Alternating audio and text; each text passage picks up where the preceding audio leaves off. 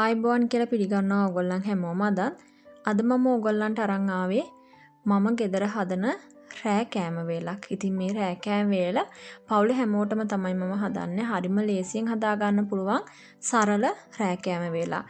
බබාලටත් අවුරුද්දෙන් උඩ ඕනිම වයසක බබෙකුට මේ විදිහට කෑම වේල් තුනටම හදලා දෙන්න පුළුවන්. ඉතින් මම අරන් තියෙන්නේ මේ එළවලු වර්ග 3. අලා අරන් තියෙනවා ටිකක් ලොකු ගෙඩි දෙකක්, සුකීනි ගෙඩි දෙකක් ටිකක් ලොකු, තම්බ ගත්ත නිමිති. ඉතින් මේ එළවලු වර්ගම අවශ්‍ය නැහැ. අනිවාර්යෙන් අලා අරගෙන හෝ බතල ගන්න පුළුවන්.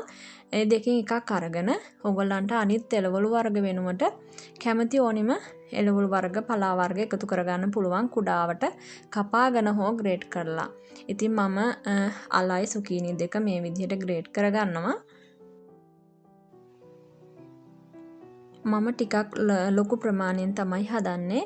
ඉතින් ඕගොල්ලන් චූටි බබාලට හදලා දෙනකොට බත් කන්න අකමැති බබාලට වගේ මේ වගේ කෑම වේලක් හදලා දෙනවා නම් ඕගොල්ලන්ට පුළුවන් මේකටම බත් හැන්දක් විතර එකතු කරලා කුඩා ප්‍රමාණයක් හදාගන්න මේ වගේ එළවලු වර්ග කීපයක් එකතු කරලා.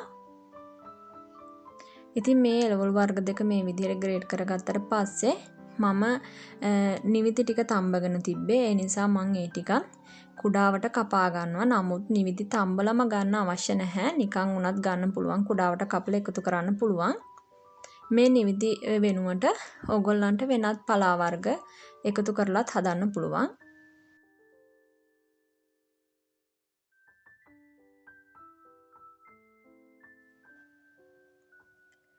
ඉතින් මේ විදිහට කපාගත්ත නිවිති ටිකත් මම එකතු කරගන්නවා අලයකටම මේ විදිහට. ඊට පස්සේ මම වෙනම බෝල් එකක් අරගෙන ඒකට පිටි එකතු කරගන්නවා මේ සැහැඳි 4ක් විතර. ඒකට මම කිරි එකතු කරනවා මිලිලීටර් 300ක් විතර. එකතු කරලා මේ දෙක හොඳට කලවම් කරගන්නවා. ඉතින් මම මේ කිරි පිටි එකතු කරලා හදන මේ මිශ්‍රණය හදාගන්නේ බිත්තර එකතු කරන්නේ නැති නිසා.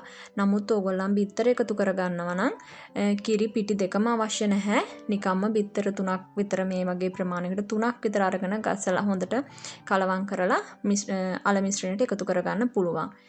ඉතින් මම මේක රස කරගන්න ගම්මිරිස් කුඩු චුට්ටකුයි ලුණු කුඩු ටිකක් ඔලිව් තෙල් චුට්ටක් එකතු කරගන්නවා. ඕගොල්ලන්ට පුළුවන් රස අනුව ඕගොල්ලන්ගේ මිරිස් එහෙම එකතු කරලා ටිකක් ඕගොල්ලන්ගේ සැරට රසට හදාගන්න. ඊට පස්සේ මම මේ මිශ්‍රණයට එකතු කරගන්නවා එළවලු ටික. ඉතින් මේ පිටි මිශ්‍රණය හදනකොට ගොඩාක් දිය ගතියට හදාගන්න එපා. මොකද අපි බිත්තර එකතු කරන්නේ නැති නිසා කැඩෙනවා.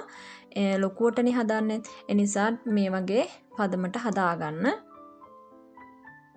ඊට පස්සේ මම මේක පෑන් එකේ හදන්නේ. අවන් එකෙත් අවශ්‍ය නම් හදාගන්න පුළුවන්. ඉතින් මේ විදිහට පෑන් එකකට තෙල් ටිකක් ගාලා මම මුලින් චුට්ටක් රත් කරගන්නවා පෑන් එක. ඊට පස්සේ මම අර හදාගත්ත මිශ්‍රණයෙන් භාගයක් මේ විදිහට දාගන්නවා.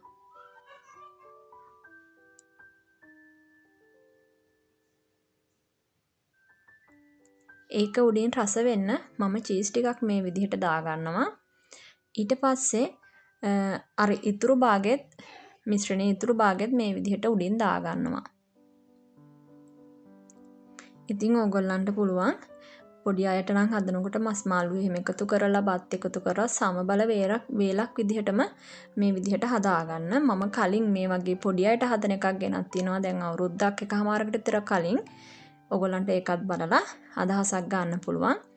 ඉතින් අඩු ගින්දරේ ලිපේ තියලා වහලා මේ විදිහට දෙපැත්ත මාරු කරලා හදාගන්න තියෙන්නේ. බිත්තර එකතු කරනකොට ලේසියෙන්ම දෙපැත්ත මාරු කරගන්න පුළුවන්, කැඩෙන්නේ නැහැ. නමුත් මේ විදිහට පිටි එකතු කරගන්නකොට ටිකක් පරිස්සමින් කරන්න ඕනේ, කැඩෙන්න බලනවා. ඉතින් මේ තියෙන්නේ මම හදාගත් එක. රෑට බත් කන්න අකමැති කෙනෙකුට මේ වගේ සරල කෑම වේලක් හදාගන්න පුළුවන් ලේසියෙන්ම.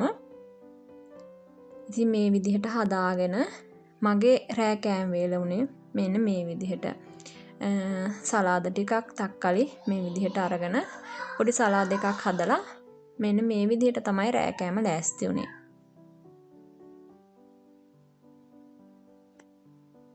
ඉතින් එහෙනම් ආයෙමත් දවසක ඕගොල්ලන්ට තවත් වීඩියෝ එකක් අරන් එන්නම්. සුබ දවසක් කියලා ප්‍රාර්ථනා කරනවා ඕගොල්ලන් හැමෝටම.